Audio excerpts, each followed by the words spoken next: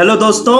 आज हमारे पास हमारे साथ हमारे इस शो में एक बहुत ही जबरदस्त शख्सियत हमारे साथ इस वक्त मौजूद है, जिनको मैं बहुत दिनों से ढूंढ रहा था। बहुत दिनों से इनको मतलब मैं पिछले 1 सालों से कोशिश कर रहा था कि इनके साथ बात की जाए, इनके साथ पॉडकास्ट रिकॉर्ड किया जाए। आज हमारे साथ मौजूद हैं मिस्टर मनोज त्रिपाठी, या फिर कहूं इंजीनियर मनोज त्रिपाठी सर, जो एक बहुत ही जबरदस्त ब्लॉगर हैं, एक राइटर हैं, और साथ ही साथ दुनिया की सबसे बेहतरीन, सबसे कह सकते हैं लग्जरियस कार बनाने वाली कंपनी मर्सिडीज बेंज के सीनियर एग्जीक्यूटिव मैनेजर हैं। और इस वक्त हमारे साथ हैं। इन्होंने पूरी दुनिया में अपने टैलेंट का लोहा मनवाया है, और इनके जो ब्लॉग्स हैं और साथ ही साथ इनके आर्टिकल नेशनल इंटरनेशनल मैगजीन्स में आते रहते हैं। इकोनॉमिक्स पर ये ज्यादातर लिखते हैं। ये आपका एक आर्टिकल मैंने लेटेस्ट आज ही वो आर्टिकल मैगजीन में आया हुआ है कि बांग्लादेश की जो कैसे बांग्लादेश ने पूरे अपनी इकोनॉमिकल जो पावर थी उसको बहुत ज्यादा इंप्रूव कर लिया। इवन कि इंडिया भी बहुत सारे पैरामीटर्स में उनसे पीछे चला गया। उसके पीछे जो कारण थे, बहुत सारे कारण रहे होंगे जिसको आपने लिखा है उसके अंदर। कुछ कारण उसको यहाँ पर हम हमारे दर्शकों को बताइए, और साथ ही साथ उसको थोड़ा सा कंपेयर कर दीजिए इंडिया से, कि इंडिया के बहुत बाद वो आजाद हुआ, ठीक है। काफी वक्त तक वो पाकिस्तान के का पार्ट रहा, और फिर उसके ऊपर काफी सप्रेस्ड पार्ट रहा। मतलब कह सकते हैं मेन पावर जो अगर हिस्ट्री में जाए तो बांग्लादेश जो है वो एक तरीके से कह सकते हैं पार्ट ऑफ पाकिस्तान जरूर था, लेकिन हमेशा सप्रेस उसको किया गया क्योंकि वो कल्चरली अलग थे, ठीक है, और बहुत डिस्टेंस पर थे, ठीक है। और मेन पॉलिटिकल पावर जो बैठती थी वो पाकिस्तान में बैठती थी और इन पर एक तरीके से हुक्मरानी करती थी। बाद में 1970s के बाद ये आजाद हुए, और उसके बाद उन्होंने इस तरीके से अपने आप को राइज किया, इतना राइज किया कि आज जो है वो मतलब one of the best Asia में जो परफॉर्म कर रहे हैं, इकोनॉमिकल इंडेक्स में, अदर इंडेक्स में भी परफॉर्म कर रहे हैं। क्या कारण रहे हैं, और अगर हम इंडिया उनसे क्या सीख सकता है? ओके, सो सलीम, आपने सही बोला। 1971 में बांग्लादेश एक तरह से आज़ाद हुआ पाकिस्तान से, and it was brutal war, I would say. और जब भी वार होता है तो सारे आपके ब्रिजेस तोड़ दिए जाते हैं, या जो भी इंस्टीट्यूशन होते हैं काफी उनको नुकसान पहुंचा जाता है। तो मानना पड़ेगा कि बांग्लादेश को उस समय जब आजाद हुआ तो it was really in bad shape, first point. Second point, Bangladesh का फ्लड का भी बहुत बड़ा प्रॉब्लम आपने सुना होगा कि फ्लड से भी काफी वहां पर तबाही आती है। तो एक तो इकोनॉमी आपकी बहुत ज्यादा स्ट्रांग नहीं, आपके फ्लड से परेशानी, आपको पॉपुलेशन भी काफी ज्यादा है बांग्लादेश का। दर्शकों को अगर मालूम नहीं है तो in terms of population Bangladesh is 8th biggest country in the world. तो हम लोग कई बार अपने ऊपर ध्यान देते हैं इंडिया के ऊपर, लेकिन बांग्लादेश की पॉपुलेशन अभी 16 करोड़ के आसपास है, and they are the 8th biggest country. तो छोटा पॉपुलेशन नहीं कहूंगा मैं, अगर आप 200 प्लस देश हैं दुनिया में और आप 8वें नंबर पे हो तो डिसेंट, आप बड़े साइज बोलूंगा मैं इन अ वे, पॉपुलेशन डेंसिटी की वाइज अगर देखा जाए। जी, तो तकलीफ काफी थी। तो जब भी जनता को रोजगार चाहिए होता है या कमाई, तो ऐसा काम ढूंढा जाता है कि जिसमें मास एम्प्लॉयमेंट मिल सके। तो मास एम्प्लॉयमेंट के लिए ये हुआ कि अगर कपड़ों को रेडीमेड गारमेंट जिसको बोलते हैं, कि आप कपड़े लेके आपको स्टिचिंग करो और एक्सपोर्ट करो, तो काफी लोगों को नौकरी मिलती है, फॉरेन रेवेन्यू, आपको फॉरेक्स रेवेन्यू मिलता है। तो ये कुल मिला के गवर्नमेंट की पॉलिसी थी। बिल्कुल सही है, कोई भी कंट्री की यही पॉलिसी होती है। अगर हम देखें जापान का, बिकॉज जहां भी लो वेज होते हैं कई बार, और फिर वो ऐसे मैन्युफैक्चरिंग जाते हैं और होता है। तो अब आते हैं बांग्लादेश के ऊपर में। तो ज्यादा पुरानी बात नहीं करूंगा मैं, 2010 की बात करूंगा, 10 साल पुरानी बात कर रहा हूँ। 10 साल पहले पर कैपिटा इनकम में बांग्लादेश हमसे आधे पे था, हाफ। तो हाँ, हमारा उस समय 1350 के आसपास यूएस डॉलर रहा होगा पर कैपिटा इनकम, उनका 670 या ऐसा कुछ था। तो हाफ में थे वो। और पिछले साल आपने न्यूज पढ़ा होगा कि पर कैपिटा इनकम में बांग्लादेश ने भारत से बढ़त ले ली है या थोड़ा आगे हो गए हैं। तो बड़ा सरप्राइज है, कोई आपसे आधे पे हो 10 साल के अंदर अगर आपसे निकल जाए तो कुछ तो अच्छा किया होगा, तभी हुआ होगा। तो कई बार आपकी अपनी मेहनत भी होती है और कई बार चीजें आपके फेवर में भी चली जाती हैं। तो 10 साल में उन्होंने काफी तरक्की कर ली है, और जैसा आपने भी बोला, और पर कैपिटा इनकम में हमसे आधे पे थे वो, और आज हमसे थोड़ा आगे निकल गए हैं। तो ऑब्वियसली कोविड एक रीजन हो सकता है कि हमारी इकोनॉमी लास्ट ईयर कॉन्ट्रैक्ट हुई है, उनकी कॉन्ट्रैक्ट नहीं हुई है।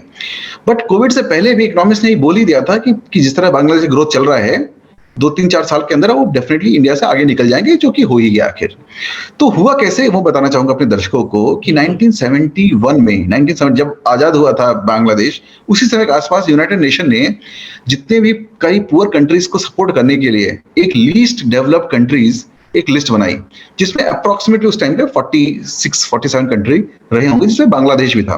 भारत नहीं था, पाकिस्तान बिल्कुल लिस्ट में नहीं था, क्योंकि वो सबसे पुअरेस्ट कंट्री में से उनको ढूंढा गया। तो क्यों ये लिस्ट बनाई गई? कि डेवलप्ड कंट्री को बोला गया कि आप जो भी सामान बाहर से खरीदते हो, और जो डेवलप आप जो कंट्री अच्छी हालत में है, उनकी ability to manufacture is much more ना, जो गरीब कंट्री से। तो इनको ये बोला गया कि आप इनको थोड़े रियायत दीजिए अपने इंपोर्ट करते समय, जो इंपोर्ट ड्यूटी लगाते हैं इनको मत लगाइए।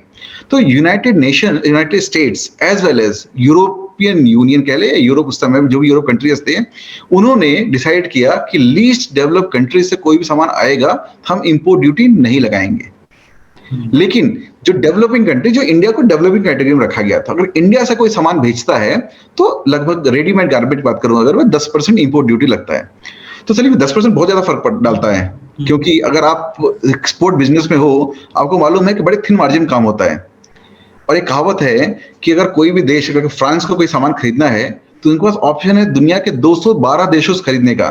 तो 212 में जो सबसे सस्ता मिलेगा वहीं चलेंगे, करेक्ट क्या?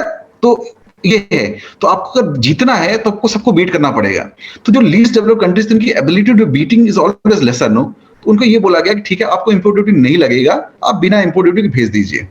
तो बांग्लादेश को इसका वाकई फायदा मिला, और कई कंट्रीज थे जैसे साउथ कोरिया में कुछ कंपनीज थी गारमेंट की, उनको लगा ये तो फिर एक काम करते हैं, उन्होंने अपने यूनिट बांग्लादेश ले गए।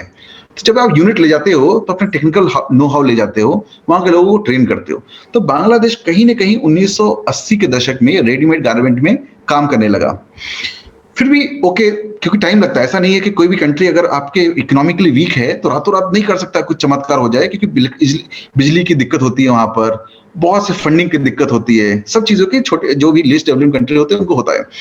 तो एक एग्जांपल और देना चाहूंगा मैं कि 2009 की बात करूं मैं, 11 साल पुरानी बात अगर, तो वो $9 बिलियन का कर रहे थे एक्सपोर्ट गारमेंट्स का, और इंडिया कर रहा था $8.8 बिलियन के आसपास, थोड़ा आगे पीछे, मतलब ऑलमोस्ट नेक टू नेक थे, थोड़ा पीछे थे हम।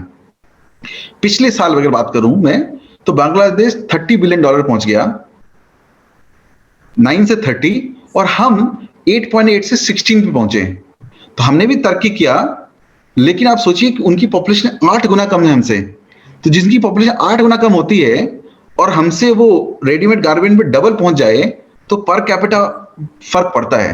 तो एक तो वो, दूसरा अभी इंडिया भी सरप्लस हो गया पावर में, और बांग्लादेश भी हो गया सरप्लस पावर में। तो जो चैलेंजेस होते हैं ये सब कंट्रीज की, पावर की कमी होती है, टेक्निकल नो हाउ कमी होती है, एजुकेशन का, तो बांग्लादेश को मानना पड़ेगा काफी काम अच्छा किया है उन्होंने। तो इंफ्रास्ट्रक्चर में काफी इंप्रूवमेंट किया उन्होंने। उसके अलावा उन्होंने पावर जनरेशन, अगर there is no shortfall of power, that is a big achievement for them. तो इसके अलावा तो ये सब कारण थे कि बांग्लादेश फोकस किया अपने गारमेंट एक्सपोर्ट को।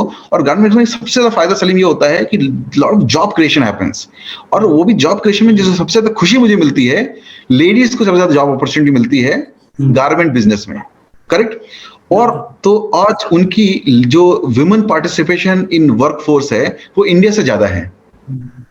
एक दूसरा और एक बड़ा रोचक बताना चाहूंगा मैं, 1971 में जब आजाद हुआ था तो उनकी लाइफ एक्सपेक्टेंसी बांग्लादेश की इंडिया से 2 साल कम थी, और आज पिछले साल बांग्लादेश की लाइफ एक्सपेक्टेंसी 2 साल ज्यादा हो गई इंडिया से।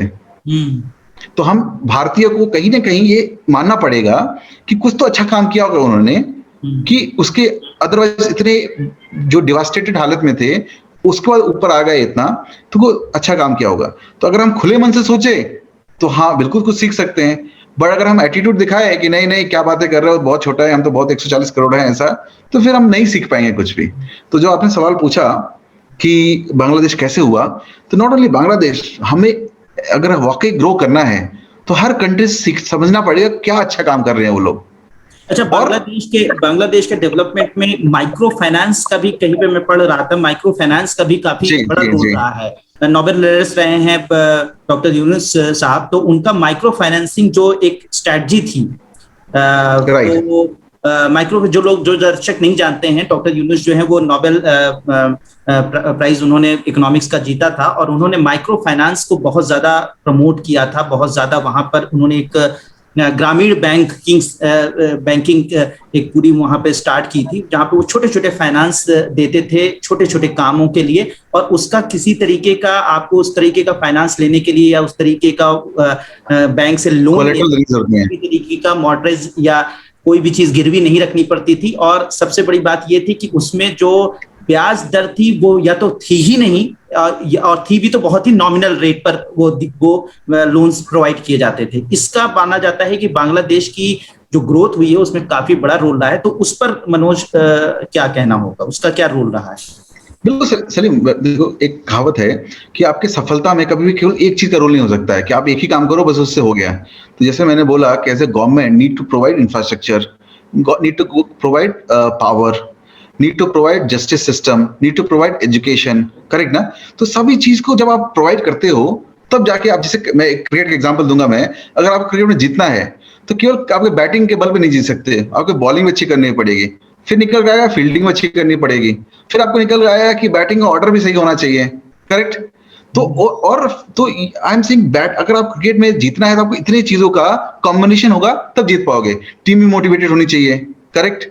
टीम के खिलाड़ियों का सिलेक्शन भी सही होना चाहिए कि फास्ट विकेट पे आप स्पिनर खिला रहे हो, करेक्ट? तो आई एम सेइंग अगर आपको जीतना है तो so many things you have to put in place, तभी आप जीत पाओगे।